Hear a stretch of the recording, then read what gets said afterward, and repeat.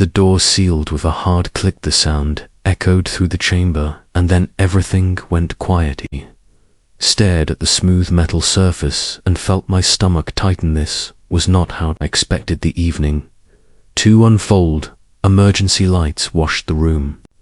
In soft blue, the air carried a low hum from the station reactors. I was inside a private guest chamber aboard the Kerith home ship, and I was not alone. Across the room stood Valerish, was tall and composed, with silver skin that shimmered like moonlight. On waterfall, calm eyes rested on me without blinking. She was my best friend. Rin's mother. She was also recently widowed. That ship had taken a minor meteor strike. Automatic safety protocols had sealed several internal sections. This chamber was now locked until the cycle reset.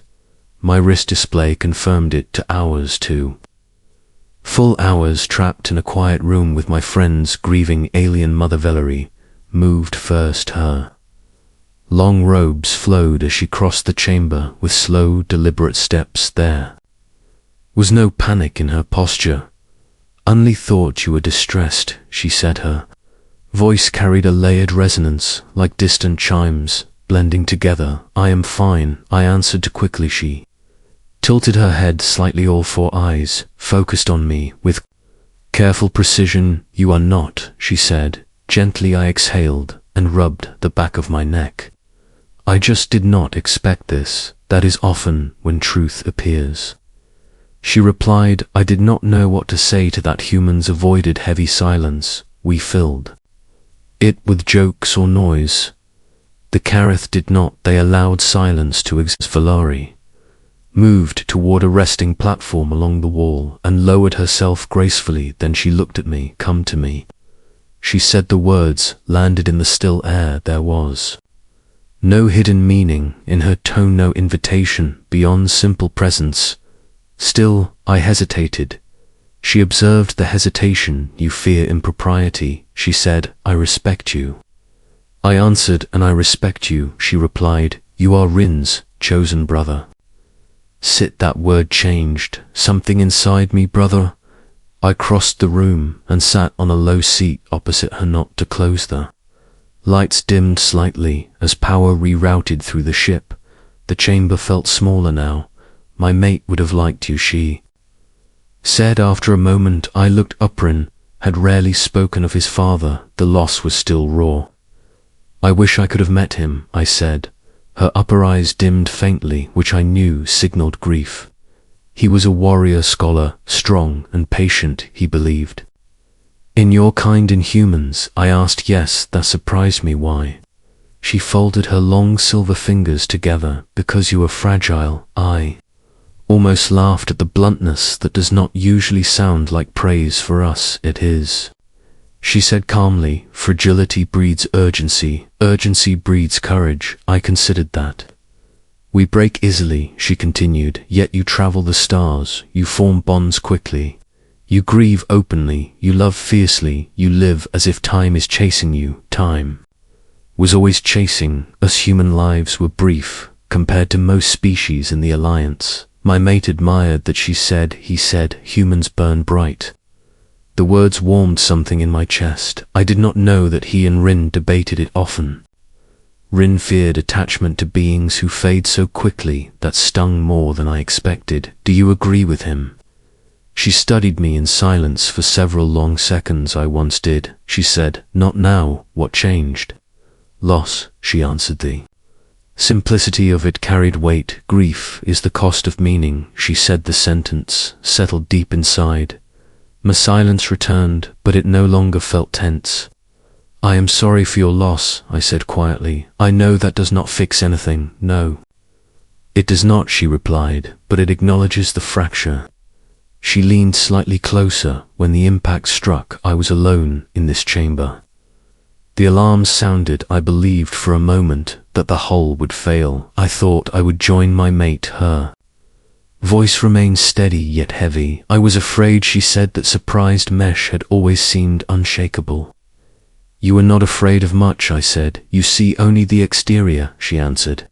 "Since his death, the ship feels vast and hollow." Silence As wait, I understood that, after my own mother died, the house I grew up in felt too large. Every room carried an echo. I know that silence. I said, her eyes sharpened with interest. Tell me. So I told her about hospital corridors, the sterile scent of machines about, holding a hand that slowly grew colder about. The moment the world shifted and refused to shift back, I spoke without dramatics, just truth. She listened without interruption. When I finished, the chamber felt even quieter. You continued, she said. Yes, you formed bonds. You risked further grief. Yes, that is strength or recklessness. Both are often intertwined. A faint smile touched her features. Rin values you deeply, she said. He masks it with humor. He fears losing you. The words struck harder than I expected. I am not planning on dying. Death rarely requires planning. Fair enough. She shifted slightly, and the emergency lights flickered once before stabilizing. You humans think you are small, she said. Your bodies weaker, your lives shorter, your ships less advanced, yet when crisis strikes, you move first. We panic first, and then you act. I remembered a pirate ambush months ago. Rin had frozen for a heartbeat. Had not thought that Ali had simply moved and pulled him to cover. Fragile, urgent, courageous. Maybe her mate had understood something we did not. You entered this chamber to check on me after the impact, she said. Yes, you did not know you would be sealed inside. No, you stayed calm. I considered correcting her, but realized she was right. My fear had faded the moment I saw she was safe. I did not want you to feel alone. Her lower eyes softened. Come to me, she said. Again this time, I understood fully. I rose from the low seat and moved to sit beside her on the platform, close but respectful. She extended one hand toward me, placed my hand in hers. Her skin was cool and smooth and undeniably alien, yet the contact felt simple and grounding. This is not scandal, she said softly.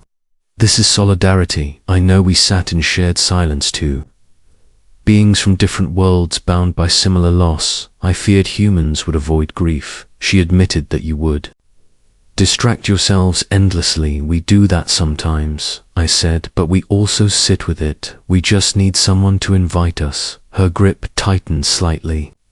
You honor my mate by existing, by proving his belief correct. I am just one person. You are here. That seemed enough for her. Minutes past the reactor hum deepened, then steadied. The lighting gradually shifted from emergency blue toward warm white. The lock mechanism in the door clicked. Air pressure shifted as the seal disengaged. I glanced toward it. Looks like we are free. Yes, she replied, though she did not release my hand immediately. When we leave this chamber, the galaxy will resume its noise. Duties will return, missions and risks. Sounds about right, remember? This, she said, strength is not the absence of fear, it is the choice to reach across it. I nodded. She released my hand, and we both stood. The door slid open, and Rin hurried into the corridor. Concern filled his expression. Are you both safe? We are. I answered. Valerie stepped forward beside me. Your friend kept me company, she told her. Sunrin looked between us, searching for tension, finding none. Thank you, he said. Quietly I shrugged. That is what brothers do. He froze for a heartbeat, then smiled in a way I had not seen since before his father died. Wide, genuine, relieved. As we walked down the corridor together, something settled inside me. Humans were fragile, short-lived, imperfect, but we showed up. We entered sealed rooms with the grieving. We held alien hands without fear. We burned bright, even knowing the flame would not last long. Valari walked beside us, no longer alone in her silence, and I understood at last. Fragility was not weakness. It was the reason we mattered.